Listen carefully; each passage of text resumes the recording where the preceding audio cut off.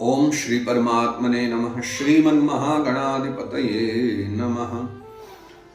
कस्तूरीतिलकं ललाटपटले वक्षस्थले कौस्तुभं नासाग्रे वरमौक्तिकं करतले वेणुकरे कङ्कणं सर्वाङ्गे हरिचन्दनं सुललितं कण्ठे च मुक्तावली गोपस्त्री परिवेष्टितो विजयते गोपाल चूड़ामणि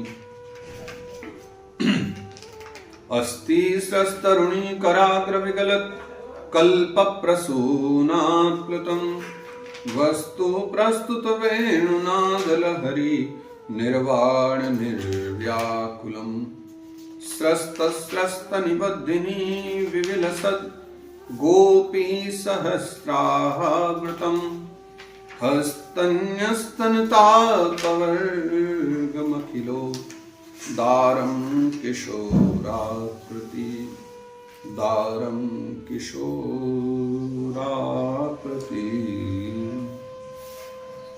समस्त भागवत प्रेमी जनों के चरणों में बारंबार वंदन प्रणाम।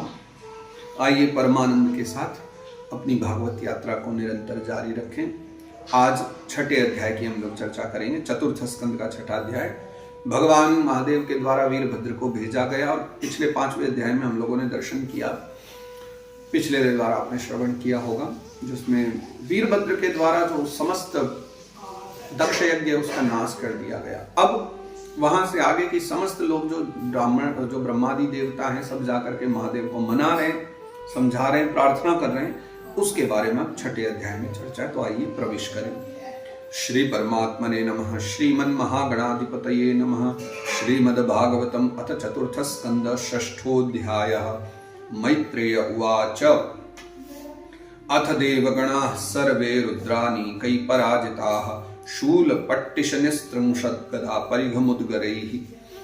विदुर जी महाराज, मैत्रेय मुनि कह रहे हैं कि हे विदुर जी, इस प्रकार जो है जब रुद्र के सेवकों ने समस्त देवताओं को हरा दिया, उनके संपूर्ण अंग प्रत्यंग भूत प्रेतों के त्रिशूल पट्टिश खड्ग गदा परिघ मुद्गर आदि जो आयुध हैं सब छिन्न भिन्न हो गए, तब वे ऋत्विज और सदस्यों के सहित बहुत डर करके ब्रह्मा जी के पास पहुंचे और जाकर के उन्होंने सब जो है ना अपनी प्रार्थना उनको बताई। सबके सब जो है फिर निवेदन करते हैं। संछिन्न भिन्न सर्वांगा सर्विक सभ्या भयाकुला स्वयं भुवे नमस्कृत्य कार्त्स्न्ये नैतन्य वेदयन्।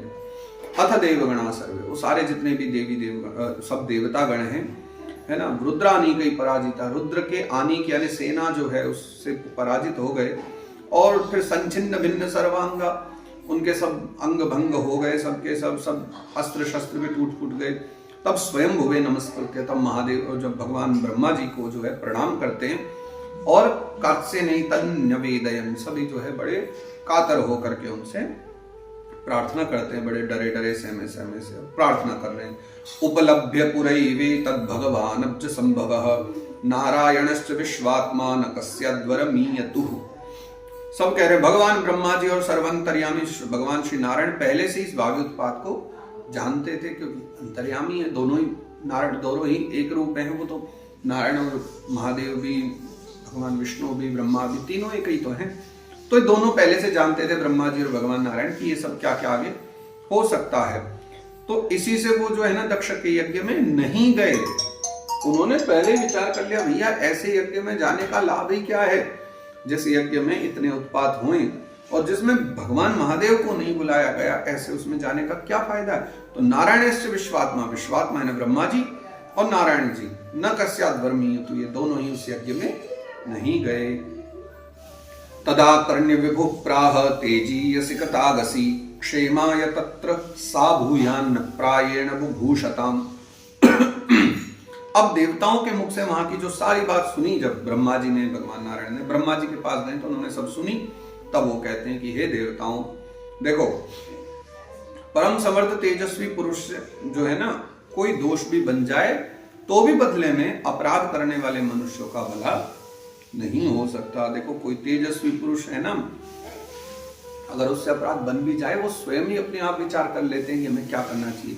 तुम्हारा वो नहीं है कि तुम तेजस्वी पुरुष को जाकर के उसको अपराध का कोई दंड देने लग जाओ, ठीक है ना। और तुम बदले में उसका जो अपराध करोगे, तो जो व्यक्ति उनका बदले में अपराध करने लग जाए कि इन्होंने हमारा अपराध किया तो हम उनके ऊपर बदला लें, तो ऐसा व्यक्ति बदला भी लेना चाहे तो कभी उसका भला नहीं हो सकता, क्योंकि समय रहते सामने वाला तेजस्वी पुरुष अपने आप जान जाएगा मैंने अपराध किया है, तो वो उसका शोधन कर लेगा, परिमार्जन कर लेगा। तो तुमसे तो अपराध हुआ तो है। अथापि यूयं कृत किल्बिषा भवं ये बर्हिषो भाग भाजं परादु प्रसादयध्वं परिशुद्ध चेतसा क्षिप प्रसादम प्रगृहीतांग्रि पद्मम।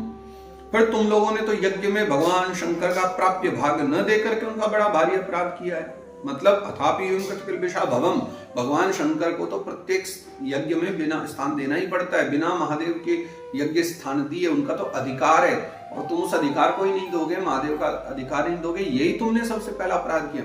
वो सती ने प्राण त्यागे और तुमने उनका बुराई करी, दक्ष ने बुरा भला का, वो बाद की बातें। सबसे पहला अपराध ये कि तुमने यज्ञ में महादेव को भाग नहीं दिया, महादेव को यज्ञ भाग नहीं दिया इसलिए तो हम नहीं आए थे, तो तुमने तो पहले बड़ा अपराध किया हुआ है। परंतु भगवान महादेव जो है ना, बड़े जो है ना सहज है, क्षिप्र प्रसादम प्रगृहीतांग्रि पद्मम, बहुत जल्दी प्रसन्न भी हो जाने वाले हैं वो। तो क्या करना चाहिए तुम्हें? प्रगृहीतांग्रि पद्मम, यानी तुम लोग जो है ना शुद्ध हृदय होकर के दौड़ करके जाओ और उनके पैर पकड़ करके उन्हें प्रसन्न करो, उनसे क्षमा याचना करो। अगर वो जल्दी प्रसन्न हो गए तो तुम्हें क्षमा कर देंगे। आशासाना जीवितमध्वरस्य लोकः सपालः कुपितेन यस्मिन् तमाशु देवं प्रियया विहीनं क्षमापयध्वं हृदय विद्धं दुरुक्तैः। दक्ष के दुर्वचन रूपी जो बाण हैं उनसे उनका हृदय तो पहले ही बिंद रहा था, है ना। दक्ष के क्या क्या कह दिया उसने, पहले उनका जो है ना हृदय बहुत बिंद गया था। उस पर भी फिर सती का वियोग हो गया, उस पर भी दक्ष ने कुछ वाणी सती को भी कह दी कि सती ने प्राण त्याग दिया, उनको फिर वियोग हो गया।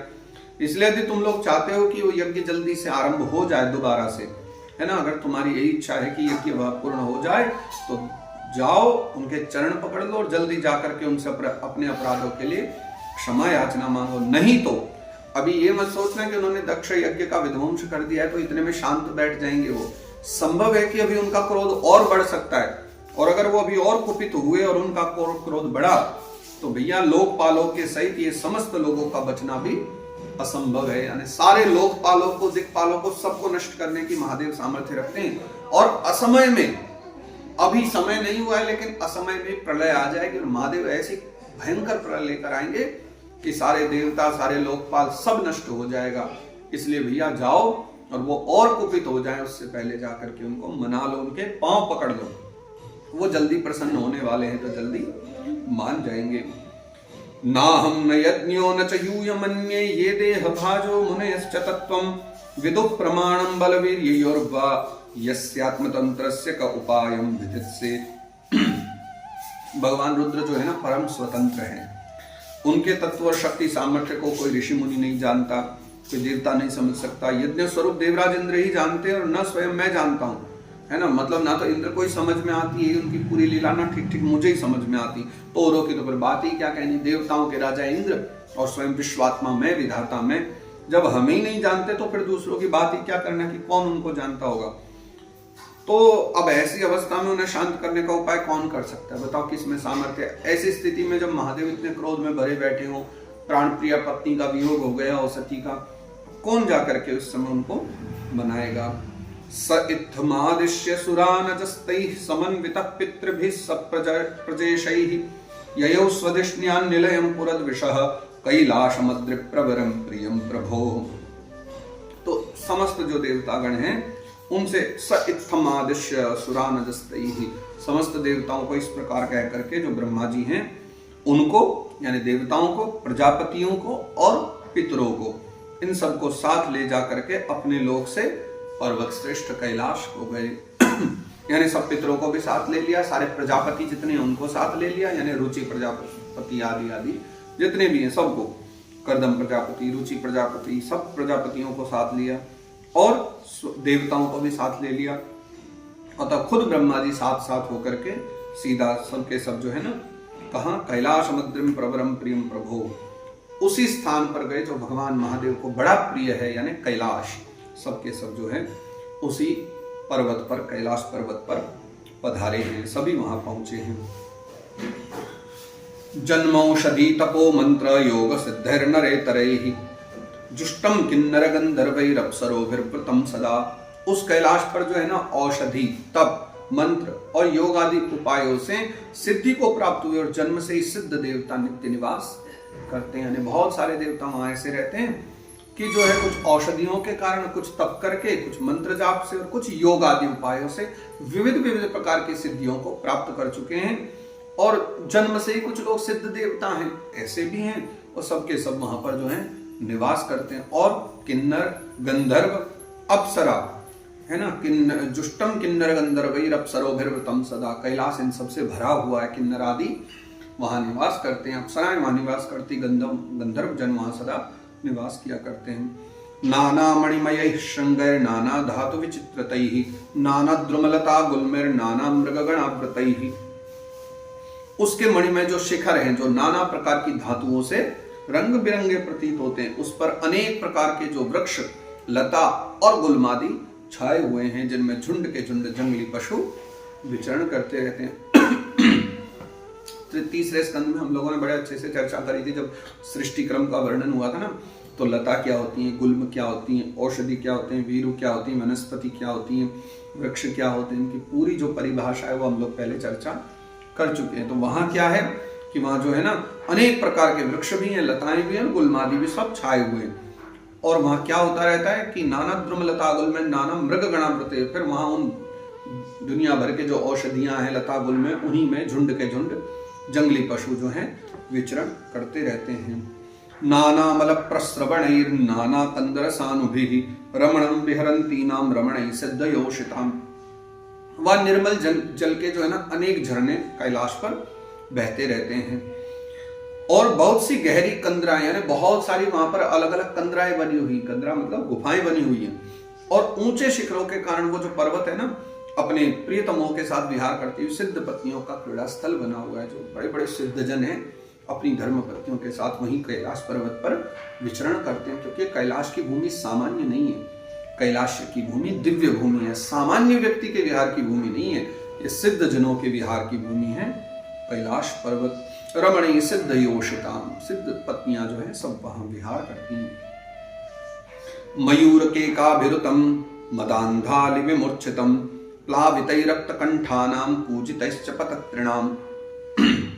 वह सब और मोरों के शौर, मदांध भ्रमरों के गुंजार, यानी पी पी करके सब मधुर फूलों का रस जो मदांध हो गए, ऐसे भ्रमर, उनकी जो गुंजार जो है वहां पर हो रही है। मदांधालि विमूर्छितम, और कोयलों की कुहू ध्वनि और अन्य जो पक्षी हैं उनके कलरव से, कूजितैश्च पतत्रिणाम, यानी विविध प्रकार की जो कोयल आदि हैं और पक्षियां हैं, उनके कुहकने से, उनके बोलने से चारों तरफ जो है ना गुंजायमान वो कैलाश पर्वत हो रहा है। आह्वयन्तमिवोद्धस्तैर्द्विजान् कामदुघैर्द्रुमैः व्रजन्तमिव मातंगैर्गृह्णन्तमिव निर्झरैः। उसके जो कल्प वृक्ष हैं अपनी अपनी ऊंची ऊंची डालियों को जो है हिला हिला करके मन पक्षियों को सदा बुलाते रहते हैं कि भैया आ जाओ। और हाथियों के चलने फिरने के कारण वह जो कैलाश है वो स्वयं चलता हुआ सा, झरनों की कलकल ध्वनि से बातचीत करता हुआ सा जान पड़ता है। मतलब ऐसी ऐसी दिव्य छटा कैलाश पर्वत की हो रही थी। मंदारैः पारिजातैश्च सरलैश्चोपशोभितं तमालैश्चालतालैश्च कोविदारासनार्जुनैः। मैत्र मुनि कह रहे हैं कि हे विदुर जी महाराज, अब पुष्पों के बारे में सुनिए। वहां मंदार है ना, पारिजात, सरल, तमाल, शाल, ताड़, कचनार, असन और अर्जुन के वृक्ष, इनसे ये जो पूरा पर्वत बड़ा सुशोभित हो रहा था। यानी ये जितने भी बताए इन्होंने है ना, मंदार यानी मंदार, पारिजात इससे यानी पारिजात, और सरलई यानी सरल है ना, इन सबसे तमालई यानी तमाल, शाल और ताल, ताल यानी ताड़, और कोविदार, कोविदार बोलते हैं कचनार को, और असन, और असन अर्जुनई, कोविदारा सनय सनार्जुनई। कोविद यानी वही आपका कचनार, असन और अर्जुनई यानी अर्जुन वृक्ष, इन सब के द्वारा जो है वो पर्वत जो बहुत जो है सुहावना जान पड़ता था। चूदै कदम्बर्णी पैश्च नाग पुन्नाग चंपकैः पाटलाशोक बकुलै कुंदै उर्वकैरपि, यानी वो आम, कदम्ब है ना, नीपैश्च यानी नीप, नाग यानी नाग, पुन्नाग, चंपकी यानी चंपा, पाटला यानी गुलाब, और अशोक, अशोक के वृक्ष हैं, और बकुलई यानी मोलसिरी जिसे हम लोग कहते हैं, कुंद यानी कुंद, और कुर्बके यानी कुर्बक, और इन सब से जो है सुशोभित हो रहा था। और भी बहुत सारे वृक्ष हैं। स्वर्णार्णव शतपत्रैश्च वर रेणुक जातिभिः कुब्जकैर मल्लिकाभिश्च माधवीभिश्च मंडितम स्वर्णार्ण शतपत्रैश्च, अर्थात सुनहरे जो शतपत्र कमल कहे गए। शतपत्र यानी जब बहुत सारे पत्र होते हैं तो उनको एक नाम रखा गया शतपत्र कमल। स्वर्णार्ण शतपत्रैश्च, स्वर्ण पत्र नाम के जो वह कमल हैं, है ना, वह सब वहां शोभायमान है। और वर रेणुक जाति भी यानी इलायची और मालती की मनोहर जो लताएं हैं, और कुब्जकैर यानी कुब्जक जो हैं, मल्लिका, मल्लिका बोलते हैं मोगरे को, वो भी हैं, माधवी विश्च यानी माधवी की जो बेलें हैं, है ना, वो बेलें भी सब शोभायमान हो रही हैं। उनसे वह जो पर्वत है बड़ा ही बड़ा दिव्य अनुभव करा रहा है। और बहुत सारे वस्तुएं और भी है वहां। पनसोदुम्बराश्वत्थ प्लक्षण्य ग्रोध हिंगुभिः भूर्जैरोषधिभिः पूगै राजपूगैश्च जम्बुभिः। पनस, पनस बोलते हैं कटहल को। दुम्बरा, दुम्बरा यानी गूलर का वृक्ष, अश्वत्थ यानी पीपल का, प्लक्ष यानी पाकर का, है ना, ग्रोध हिंगुभिः यानी फिर बड़ का भी है और गूगल का भी है, भूर्जैर यानी भोज वृक्ष का भी है, औषधि भी, और औषध जाति के जो आगे कहे गए हैं यानी केले आदि जो हैं वो भी। पूगे राजपूगेश्च जम्बू भी, और उसके पश्चात में फिर सुपाड़ी, राजपूग, जामुन, ये सब भी वहां पर शोभा पा रहे हैं। अगले श्लोक में पूर्ण करते हैं।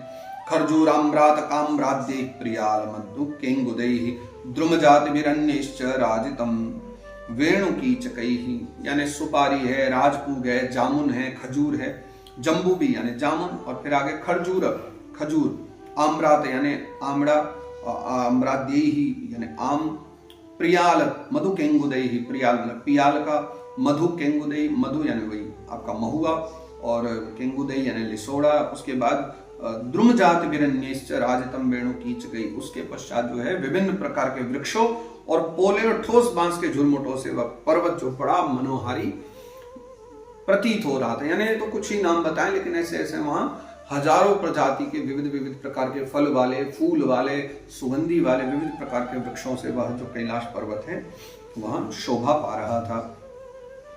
कुमुदोत्पल्लक कहुआर शतपत्रवनर्धिभिः नलिनेषु कलम कूजत खगवृंदोपशोभितम।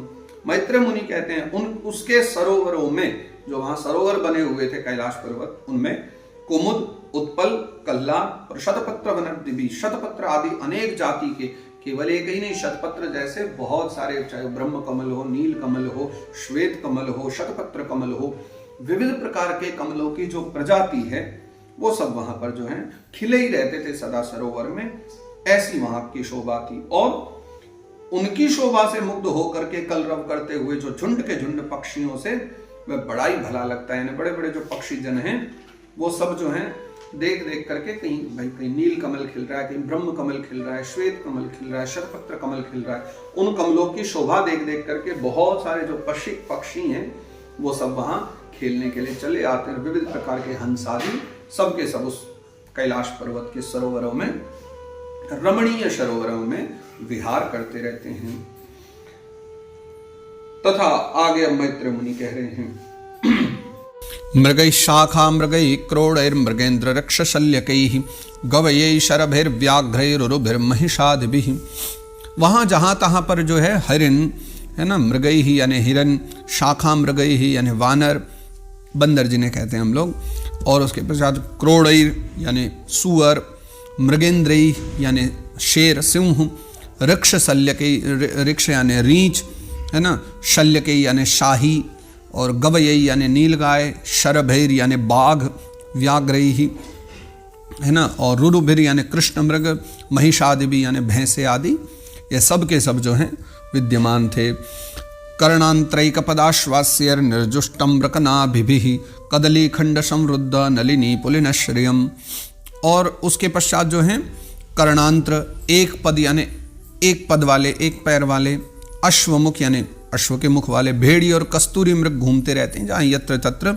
और वहाँ के सरोवरों के तट जो है ना, केलों की पंक्तियों से घिरे होने के कारण बड़ी शोभा पाते हैं। यानी किसी तट पर आप देखो तो पंक्ति से बिल्कुल केले के केले वृक्ष बहुत सारे लगे हुए हैं। और उसके चारों ओर नंदा नाम की जो है नदी वो बहती रहती है, जिसका पवित्र जल देवी सती के स्नान करने से और भी पवित्र और सुगंधित हो गया था। परियस्तम नंदया सत्या स्नान पुण्यतरोदया विलोक्य भूतेश गिरिम विबुधा विस्मयम ययुहु। तो भगवान भूतनाथ का जो ऐसा निवास स्थान है उसको देख करके, उस कैलाश पर्वत की ऐसी जो रमणीयता देख करके देवताओं को जो है बड़ा आश्चर्य हुआ। समस्त देवता आज पधारे हैं तो सबने कैलाश की ऐसी दिव्य लीला का दर्शन किया। ददृशुस्तत्र ते रम्या मलकाम नाम वै पुरीम वनम सौगंधिकम चापी यत्र तन्नाम पंकजम। ददृशुस्तत्र ते रम्या, वहाँ उन्होंने बड़ी रमणीय एक अलकान नाम वै पुरीम, उन्होंने अलका नाम की एक सुरम्य पुरी देखी। और क्या किया, वनम सौगंधिकम चापी, उन्होंने सौगंधिक नाम का एक वन भी वहाँ पर देखा, जिसमें यत्र तन्नाम पंकजम, जिसमें सर्वत्र सुगंध फैलाने वाले, जैसा कि उसका नाम है सौगंधिक वन, वैसे ही जो है सुगंध फैलाने वाले सौगंधिक नाम के कमल खिले हुए थे। यानी पूरे वन में उसमें सौगंधिक नाम के कमल जो प्रायः कहीं नहीं मिलते, केवल और केवल कैलाश पर उस समय खिले हुए थे। नंदाचालक नंदाच सरितौ बाह्यतः पुरः तीर्थपाद पदाम्भोज रजसातीव पावने। उस नगर के बाहर की ओर नंदा और अलकनंदा ये नाम की दो नदियां जो हैं प्रवाहित हो रही थी। वे तीर्थपाद श्री हरि की चरण रज के संयोग से अत्यंत पवित्र हो गई। भगवान के चरण रज पा लेने से यानी नंदा और अलकनंदा दोनों पुण्यमयी हो गई थी। ययो सुरस्त्रियः क्षत्तरवरुह्य स्वधिष्णुतः क्रीडन्ति पुंसः सिंचन्त्यो विगाह्य रतिकर्षिताः। हे विदुर जी महाराज, उन नदियों में रति विलास से थकी हुई जो देवांगनाएं हैं वो सब अपने अपने निवास स्थान से आकर जल क्रीड़ा करती हैं, है ना, और उसमें प्रवेश करके अपने जो है प्रियतमों पर जल उलीचा करती हैं। उन नदियों में वो सब क्रीड़ा विहार करती रहती थी। ययो तत्स्नान विभ्रष्ट नव कुंकुम पिंजरम वित्रशोपि पिबंत्यंभ पायन्त्यो गजागजिहि। स्नान के समय उनका जो है तुरंत का लगाया हुआ जो कुछ कुंकुम आदि है वो धुल जाने से जल जो है पीला हो जाता है। जब वो सबके सब उसमें स्नान करती हैं देवांगनाएं, तो वो जो कुंकुम मिश्रित जो जल है उस जल को जो हाथी प्यास न होने पर भी गंध के लोभ से स्वयं पीते हैं और अपनी धर्म पत्नियां जो उनकी पत्नियां हैं, हथनियां हैं, उनको भी पिलाते हैं। वैसे उनको ना भी प्यास हो, लेकिन देवांगनाओं के शरीर से लगा हुआ जो कुछ कुंकुम है उससे मिश्रित जो जल है जो पीला सा हो गया, उसकी सुगंधी ऐसी है कि हाथी उस जल को पी लिया करते हैं। पायन्त्यो गजागजी, यानी स्वयं भी पीते हैं और हथनियों को भी पिला दिया करते हैं। तारहेम महारत्न विमान शत संकुलाम जुष्टाम पुण्यजन स्त्रीभिर्यथाखम तड़ित घनम। अलकापुरी पर चांदी, सोने और बहुमूल्य मणियों के सैकड़ों विमान जो है ना छाए हुए थे। यानी अलकापुरी की शोभा ही निराली थी बिल्कुल। बहुमूल्य मणियों के सैकड़ों विमान वहां पर तैयार रखे हुए हैं, जिनमें अनेकों यक्ष पत्नियां निवास करती हैं। यानी यक्ष पत्नियां उनमें भ्रमण आदि भी करती रहती, निवास करती हैं। इनके कारण वह विशाल नगरी जो है ना बिजली और बादलों से छाए हुए आकाश के समान जान पड़ती थी। ऐसी शोभा कैलाश पर्वत की हो रही थी। हित्वा यक्षेश्वर पुरीम वनम सौगंधिकम चतत द्रुमैः कामदुघैर हृदयम चित्रमाल्य फलच्छदैः। यक्षराज जो कुबेर हैं, उन कुबेर की राजधानी उस अलकापुरी को पीछे छोड़ करके जो देवगण हैं वो सौगंधिक वन में आए। यानी वो यात्रा करते हुए चले जा रहे हैं। कितना विशाल है कैलाश पर्वत। पहले उन्होंने पूरी अलकापुरी देखी, उसकी शोभा देखी, फिर अलकापुरी को पीछे छोड़ करके वो चले गए सौगंधिक वन में। यानी विशाल जो वह वन है सौगंधिक वन, जिसमें सौगंधिक नाम के कमल खिलते हैं, वहाँ वो जो पूरा वन है वो रंग बिरंगे फल, फूल और पत्ते वाले विविध प्रकार के अनेकों जो कल्प वृक्ष हैं उनसे सुशोभित हो रहा था, है ना। द्रुमैर कामदुघैर हृदयम चित्रमाल्य फलच्छदैः। देखने में भी सुंदर हैं और वैसे भी उनके फूल, फल, पत्ते सब के सब जो हैं बहुत सुंदर थे। रक्तकंठ खगानीक स्वर मंडित षटपदम कलहंस कुल प्रेष्ठम खरदंड जलाशयम। उसमें जो है कोकिल आदि पक्षियों का जो कलरव और भोरों का गुंजार हो रहा था। और राजहंसों के परम प्रिय कमल कुसुमों से सुशोभित अनेक उसमें जो हैं सरोवर थे। सौगंधिक वन के भीतर भी बहुत सारे जो है ना परम प्रिय जो कमल कुसुम हैं उनसे सुशोभित बहुत सारे सरोवर बने हुए थे। वन कुंजर संघृष्ट हरिचंदन वायुना अधिपुण्य जन स्त्रीणाम मुहुरुन्मथयन मनः। वो जो वन था जंगली हाथियों के शरीर की रगड़ लगने से घिसे हुए जो हरिचंदन वृक्ष हैं उनका स्पर्श करके चलने वाली सुगंधित वायु के द्वारा यक्ष पत्नियों के मन को विशेष रूप से मथे डालता था। यानी कितना अच्छा वर्णन है कि जो जंगली हाथी हैं अपनी खुजा मिटाने के लिए, खुजली मिटाने को, जब वो चंदन के वृक्षों से शरीर को रगड़ते थे तो उस चंदन के वृक्षों से रगड़ लेने से, वो रगड़ जाने की वजह से, कोई हाथी नहा करके आया फिर शरीर से उसको रगड़ रहा है, खुजली मिटा रहा है, तो उससे जो सुगंधी निकल रही है चंदन वृक्षों से वो यक्ष पत्नियों के मन को जो है विशेष रूप से मथ डालता है। वह जो भाव है, वह जो सुगंधी है, ऐसा वर्णन करते हैं। वैदुर्यकृत सोपाना वाप्य उत्पल मालिनी प्राप्तम किम पुरुषैर दृष्ट्वा आरादृशुर्वटम। बावलियों की, यानी जो सरोवर आदि हैं, छोटे सरोवर हैं जिनको बावली बोलते हैं, बावलियों की जो सीढ़ियाँ हैं वैदुर्य मणि की बनी हुई हैं। कैलाश पर्वत की चर्चा है ये, वैदुर्य मणि की बनी हुई सीढ़ियाँ हैं वहाँ, उसमें बहुत से कमल खिले रहते हैं तरह तरह के कमल खिल रहे हैं। और वहाँ अनेकों जो किम पुरुष हैं जी बहलाने के लिए आए हुए हैं। किम पुरुष मतलब ये भी एक प्रजाति है, जैसे यक्ष होते हैं, गंधर्व होते हैं, किन्नर होते हैं, सिद्ध होते हैं, चारण होते हैं, मानव होते हैं, देवता होते हैं, ठीक उसी प्रकार किम पुरुषों की भी एक प्रजाति होती है। और हमारे जम्बूद्वीप में उन्हीं के नाम से देश है, उसको बोलते हैं किम पुरुष वर्ष, जो पूर्व काल में माना गया है। तो किम पुरुष नाम के जो एक जाति प्रजाति है वो जो वहाँ पर हैं जी बहलाने के लिए वहाँ आए हुए थे। इस प्रकार उस वन की शोभा को निहारते हुए फिर देवगण वहाँ से आगे बढ़ते हैं। तब उन्हें क्या होता है, तब आरादृशुर वटम, तब उन्हें एक बहुत विशाल दिव्य जो है वट वृक्ष, बड़ का पेड़ दिखलाई पड़ देता है। सयोजन शतोत्सेद पादो न विटपायतः पर्यकृताचलच्छायो नीड़स्ताप वर्जितः। ये बहुत विशेष वट वृक्ष था जिसको देखते ही सब आश्चर्य में पड़ गए। ये वो जो वृक्ष था 100 योजन ऊंचा था। हमारे यहाँ 1 योजन में, वर्तमान समय में 1 योजन का मतलब 12 किलोमीटर होता है। तो आपने विचार कीजिए 1200 किलोमीटर, इतना विशाल उस समय के हिसाब से बताया गया कि 100 योजन ऊंचा था। हाँ, ये हम वर्तमान के हिसाब से गणना कर रहे हैं, हो सकता है उस समय के हिसाब से थोड़ी गणना कुछ अलग हो। तो ये विद्वज्जनों के विचारणीय बात है कि किस प्रकार से बताया गया। तो वो जो वृक्ष था वट वृक्ष 100 योजन ऊंचा था। उसकी जो शाखाएं 75 योजन तक दूर दूर फैली हुई थी। 100 योजन शतोत्सेदा, यानी 100 योजन ऊपर हो गया। और आगे वो कहते हैं पादों न विटपाए, पादों न यानी इस 100 योजन पूरा होने में 25 कम, एक पाद यानी 75 योजन तक जो है उसकी शाखाएं फैली हुई थी। उसके चारों ओर जो है ना पर्यकृता चलत छाया, उसके जो चारों ओर सदा अविचल छाया बनी। अविचल क्यों? क्योंकि वृक्ष इतना बड़ा, जब 75 योजन तक चारों ओर उसकी शाखाएं फैली हुई हैं तो उसके नीचे तो कभी सूर्य आना नहीं है, तो अविचल छाया उसके नीचे दिन हो या रात हो सदा बनी रहती है। इसलिए घाम का कष्ट कभी नहीं होता, उसके नीचे कोई बैठा रहे, कभी घाम होना ही नहीं है वहाँ। और उसमें कोई घोंसला भी नहीं था। ये बड़े आश्चर्य की बात है कि वहाँ कोई भी घोंसला नहीं था। तस्मिन् महायोगमये मुमुक्षु शरणे सुराः ददृशु शिवमासीनं त्यक्तामर्षमिवान्तकम्।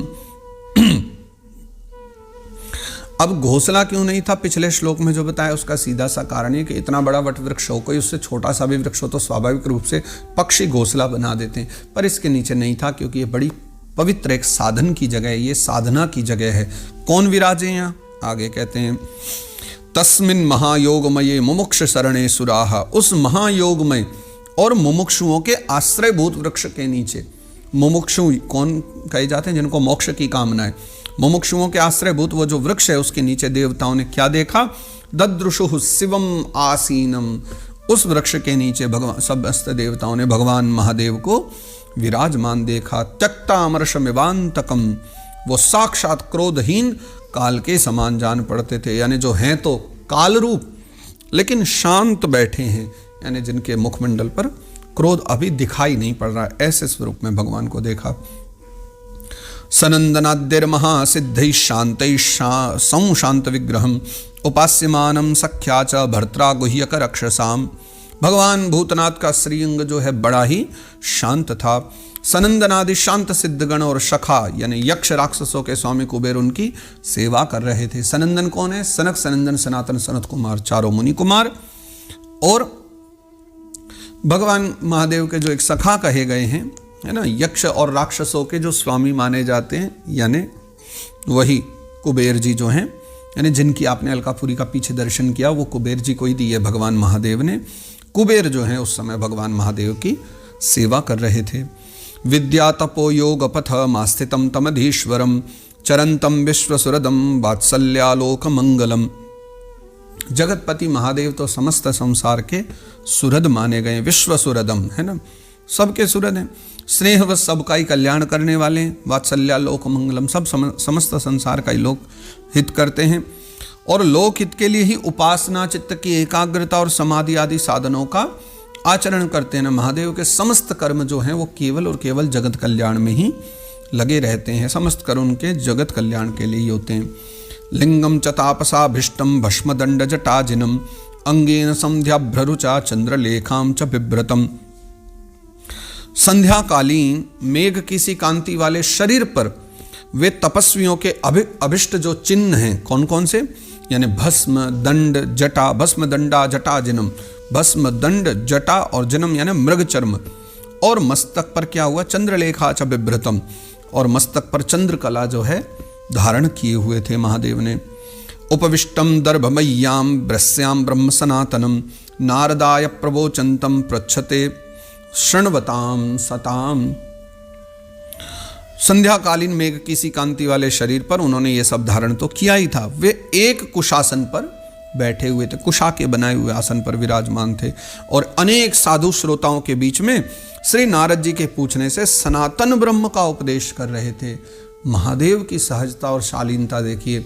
अभी अभी धर्मपत्नी का जो है उन्होंने अपने आप को योगाग्नि में भस्म कर दिया था, लेकिन वहाँ तो सभा लगी हुई। देवताओं को लगा था कि महादेव कहीं क्रोध में भरे बैठे होंगे, हम जाके कैसे मनाएंगे, कैसे क्या करेंगे। पर देखा वटवृक्ष के नीचे तो सभा लगी हुई है। कुबेर, सनक, सनंदन सब उनकी सेवा में लगे हैं, और नारद जी ने वहाँ प्रश्न किया हुआ है ना, सनातन ब्रह्म का उपदेश जानना चाहता हूँ। महादेव जो है उपदेश कर रहे हैं बैठ करके नारद जी को, और उनको समझा रहे थे। कैसे बैठे हुए? कृत्वरो दक्षिणे सव्यम पाद पद्मम च जानुनी बाहुम प्रकोष्ठे क्षमाला तामासीनम तर्क मुद्रया। कैसे बैठे हैं भगवान कि उनका जो बायां चरण है वो दाईं जंघा पर रखा है, वे बाएं हाथ बाएं घुटने पर रखे हुए हैं, और कलाई में जो है रुद्राक्ष की माला डाले हुए तर्क मुद्रा से विराजमान थे। यानी ये जो तर्जनी है ना, तर्जनी को अंगूठे से जोड़ करके और अन्य उंगलियों को जो आपस में मिला लेने से, फैला देने से जो मतलब बंध सिद्ध हो जाता है ना, उसे तर्क मुद्रा कहते हैं। इसी का नाम ज्ञान मुद्रा भी है। इस प्रकार से भी बैठा जाता है। तो इस प्रकार से महादेव को उन्होंने तर्क मुद्रा से विराजमान थे, और बायां चरण जो है ना, यानी ये उन्होंने यहाँ रखा हुआ था, अपनी दाईं जंघा के ऊपर रखा हुआ था, और बायां हाथ बाएं घुटने पर रखे हुए, और कलाई में जो है उनके रुद्राक्ष की माला हुई। तो इस प्रकार से तर्क मुद्रा में बैठे हुए थे, और नारद बाबा को जो है सनातन ब्रह्म का उस समय वो उपदेश कर रहे थे। यानी इतने शांत चित्त और स्थिर चित्त होकर के महादेव बैठे हुए हैं। तम ब्रह्म निर्वाण समाधिमाश्रितम व्युपाश्रितम गिरिशम योग कक्षाम सलोकपाला मुनयो मनूना माध्यम मनुम प्रांजलय प्रणेमुहु। वे जो है ना योग पट्ट का सहारा लिए हुए, योग पट्ट बोलते हैं काठ की बनी हुई एक टेकनी होती है, लकड़ी की बनी हुई, जिस पे हाथ टेक लेते हैं। तो योग पट्ट का सहारा लिए हुए एकाग्र चित्त से ब्रह्मानंद का उस समय अनुभव कर रहे थे। लोकपालों के सहित समस्त मुनियों ने मननशीलों में सर्वश्रेष्ठ जो भगवान शंकर हैं, हाथ जोड़ करके सब जो है प्रणाम करते हैं भगवान शंकर को। सतूपलभ्यागत मात्मयोनिम सुरासुरेशैरभिवंदितांघ्रि उत्थाय चक्रे शिरसाभिवंदनर मर्हत्तमः कस्य यथैव विष्णु। यद्यपि समस्त देवता और दैत्यों के अधिपति महादेव भगवान जो हैं उनके चरण कमलों की वंदना करते रहते हैं, है ना, सबके सब महादेव की वंदना ही करते हैं। तथापि वे ब्रह्मा जी को अपने स्थान पर आया देखकर तुरंत खड़े हो गए। कैसी शालीनता है, कितना अद्भुत भाव है। वैसे तो खुद ब्रह्मा जी भी प्रणाम ही करते महादेव को, लेकिन फिर भी ब्रह्मा जी को विश्वात्मा जान करके, विधाता जान करके भगवान शंकर खड़े होकर के उनका प्रणाम करते। और कहाँ बताओ, एक वो मूर्ख व्यक्ति कह रहा था कि महादेव खड़े नहीं होते, प्रणाम नहीं करते, पर वैसी योग्यता वाला भी तो कोई आए ब्रह्मा जी को देख करके, तो तुरंत महादेव खड़े होते हैं और प्रणाम करते हैं। जैसे वामनावतार में भगवान परम पूज्य भगवान विष्णु भगवान जो है कश्यप जी की वंदना करते हैं, उसी प्रकार उन्हें सिर झुका करके प्रणाम करते हैं। जैसे नारायण तो पूजनीय ही है, लेकिन फिर भी कश्यप जी आते हैं तो भगवान वामन प्रणाम करते हैं उनको। तो वैसी ही लीला करते हुए भगवान महादेव ने भी जो है खड़े होकर के उन्हें प्रणाम किया। तथा परे सिद्धगणा महर्षिभिर ये वै समन्तादनु नीललोहितम नमस्कृतः प्राह शशांक शेखरम कृत प्रणामम प्रहसन्निवात्मभू।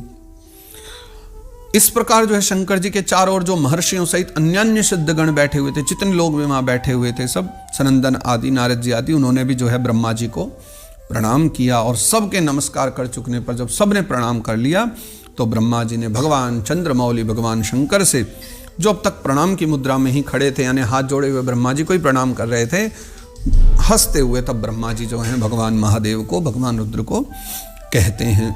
ब्रह्मोवाच, अब यहां से ब्रह्मा बाबा कह रहे हैं, जाने त्वामीशं विश्वस्य जगतो योनि बीजयोः शक्ति शिवस्य च परम यत्तद् ब्रह्म निरंतरम। हे देव, मैं जानता हूं कि त्वामीशं विश्वस्य जगतो, आप इस पूरे जगत के विश्व के जो हैं आप स्वामी हैं, क्योंकि विश्व की योनि यानी शक्ति प्रकृति, उसके बीज यानी शिव पुरुष, और इनसे परे जो एक रस पर ब्रह्म है वो आप ही हैं। यानी शिव और शक्ति के मिलन से जो सृष्टि रच रही है, उससे भी परे कोई पर ब्रह्म है तो वो केवल और केवल आप ही हैं। तद ब्रह्म निरंतरम, जो निरंतर ब्रह्म है वो केवल आप ही हैं। त्वमेव भगवन्ने तच्छिव शक्ति स्वरूपयोः विश्वं सृजसि पश्यसि क्रीडन् नूर्ण पटो यथा। भगवान, आप मकड़ी के समान ही अपने स्वरूपभूत शिव शक्ति के रूप में क्रीड़ा करते हुए लीला से ही संसार की रचना पालन संहार करते रहते हैं। कैसे? जैसे एक मकड़ी है, मकड़ी का काम क्या है? जाले बनाती रहती है, अपने द्वारा ही समस्त अपने से ही बाहर निकाल करके सब उसको प्रकट करती है। ठीक वैसे आप ही के द्वारा, आप ही के भीतर से समस्त जगत प्रकट हो रहा है और आप ही उसको भीतर अपने में समेट लेते हो, सब आप ही में समा भी जाता है। त्वमेव धर्मार्थ दुघा विपत्तये दक्षेण सूत्रेण ससर्जिताध्वरम त्वयैव लोके वसिताश्च सेतवो यन् ब्राह्मणा श्रद्धदते धृतव्रताः। आपने ही धर्म और अर्थ की प्राप्ति कराने वाले जो वेद हैं उनकी रक्षा के लिए दक्ष को निमित्त बनाकर यज्ञ को प्रकट किया है। आप ही ने यज्ञ प्रकट किया, आप ही ने दक्ष को बनाया, आप ही ने वेद बनाए, सब आप ही की लीला है। तो आप ही की बांधी हुई है जो वर्णाश्रम की मर्यादाएं जो आपने बनाए हैं, कर्म मर्यादा बनाई, जिनका नियमनिष्ठ ब्राह्मण श्रद्धापूर्वक सब पालन करते हैं, वो सारे नियम आप ही के बनाए हुए हैं। त्वं कर्मणां मंगल मंगलानां कर्तुस्म लोकं तनुषे स्वः परं वा अमंगलानां च तमिश्रमुल्बणं विपर्ययः केन तदेव कस्यचित्। हे मंगलमय रूप महेश्वर, हे महादेव, आप शुभ कर्म करने वालों को स्वर्गलोक अथवा मोक्ष पद प्रदान कर देते हैं, पाप कर्म करने वालों को घोर नरकों में भी आप ही डालने वाले हो। फिर भी किसी किसी व्यक्ति के लिए इन कर्मों का फल उल्टा कैसे हो जाता है। कभी कभी आप देखो भजन करने वाला भी नरक की ओर जाते दिख रहा है, और कभी कभी कोई नारकीय जीव भी हो जिसे देखकर हम कह सकते हैं नरक में जाना चाहिए, वो मोक्ष पद को पा ले रहा होता है, वो स्वर्ग जा रहा होता है। कभी कभी ये सब उल्टा भी कैसे हो जाता है। नवै सताम त्वच्चरणार्पितात्मनां भूतेषु सर्वेषु विपश्यतां तव भूतानि चात्मन्य पृथक् दिदृक्षतां प्रायेण रोषोभिभवेद्यथा पशुम। जो महानुभाव आपके चरणों में अपने को समर्पित कर देते हैं, जो समस्त प्राणियों में आप ही की झांकी करते हैं, जो समस्त जीवों को अभेद दृष्टि से आत्मा में ही देखते हैं, कोई भेद नहीं रखते, वे पशुओं के समान प्रायः क्रोध के अधीन नहीं होते। यानी जिनमें ऐसी भावना जो आपके चरणों में स्वयं को समर्पित कर दें, जो समस्त प्राणियों में आप ही को देखें और सारे जीवों में जो बिल्कुल अभेद दृष्टि रखें, यानी कोई भेद न करें, सब में आप ही को देखें, तो वो कभी भी पशुओं के समान क्रोध के अधीन नहीं होते, सदा क्रोध से दूर रहते हैं, परे रहते हैं। पृथग धियः कर्मदृशो दुराशयाः परोदयेनार्पितहृद्रजोनिशं परान्दुरुक्तैर्वित्तु दन्त्यरुन्तुदा तान्मावधीदैव वदान् भवद्विधः। तो जो लोग भेद बुद्धि होने के कारण कर्मों में ही आ सकते हैं, जिनकी बुद्धि भेद बुद्धि है, कर्मों में ही पड़े हुए हैं, जिनकी नीयत भी अच्छी नहीं है, दूसरों की उन्नति देख करके परान्दुरुक्तैर्वित्तु दन्त्यरुन्तुदा, दूसरों की जो है उन्नति देख करके जिनका चित्त रात दिन कुढ़ता रहता है, और जो मर्म भेदी अज्ञानी अपने दुर्वचनों से दूसरों का चित्त दुखाया करते हैं, आप जैसे महापुरुषों के लिए भी उन्हें भी मारना उचित नहीं है, क्योंकि वो तो बेचारे विधाता का मारे हुए हैं। अब बात पे धीरे धीरे आ रहे हैं ब्रह्मा जी कि बिगड़े से बिगड़ा हुआ व्यक्ति भी है, जिसकी दुर्बुद्धि भी आ गई है। आप जैसे महापुरुष कदापि उन्हें न मारें, क्योंकि उनको तो पहले विधाता ने उनको दुर्बुद्धि दे दी, तो मतलब उनका जीवन तो वैसे ही बिगड़ा पड़ा है, तो आपको तो उनको नहीं मारना चाहिए। यस्मिन् यदा पुष्करनाभमायया दुरन्तया स्पृष्टधियः पृथग्दृशः कुर्वन्ति तत्र ह्यनुकम्पया कृपां न साधवो दैव बलाकृते क्रमम्। तो हे देवदेव महादेव, भगवान कमलनाभ की प्रबल माया से मोहित हो जाने के कारण यदि किसी पुरुष की कभी किसी स्थान में भेद बुद्धि होती है, तो भी साधु पुरुष अपने पर दुख कातर स्वभाव के कारण उस पर कृपा करते हैं। ना भगवान नारायण की माया में पढ़ करके कभी अगर कोई दुर्बुद्धि हो भी जाए, कुछ ऐसे कर्म कर दे जो नहीं करने चाहिए, तो भी आप जैसे जो मतलब पर पीड़ा को देखने वाले, पर हित की कामना करने वाले जो साधु पुरुष हैं, पर दुख कातर स्वभाव होने के कारण आप लोग उस पर कृपा ही करते हैं, और दैववश जो कुछ हो जाता है उसे रोकने का प्रयत्न नहीं करते। तो आपको तो कृपा ही करनी चाहिए, आपको क्रोध नहीं करना चाहिए। भवांस्तु पुंसः परमस्य मायया दुरन्तया स्पृष्टमति समस्तदृक् तया हतात्मस्वनुकर्म चेत स्वनुग्रहं कर्तुमिहार्हसि प्रभो। हे प्रभु, आप सर्वज्ञ हैं महादेव।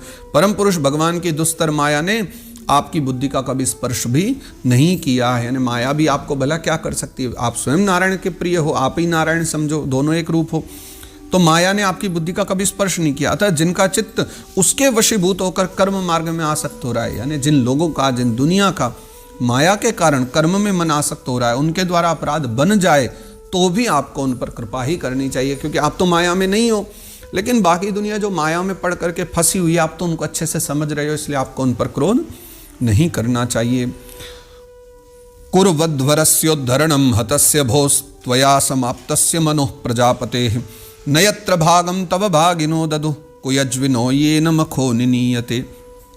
अब और थोड़ा बातों पर आ रहे हैं ब्रह्मा बाबा, और कहते हैं आप सबके मूल हैं है ना, आप ही संपूर्ण यज्ञों को पूर्ण करने वाले हैं, आप ही के द्वारा यज्ञ पूर्ण होता है। यज्ञ भाग पाने का भी आपको पूरा अधिकार है।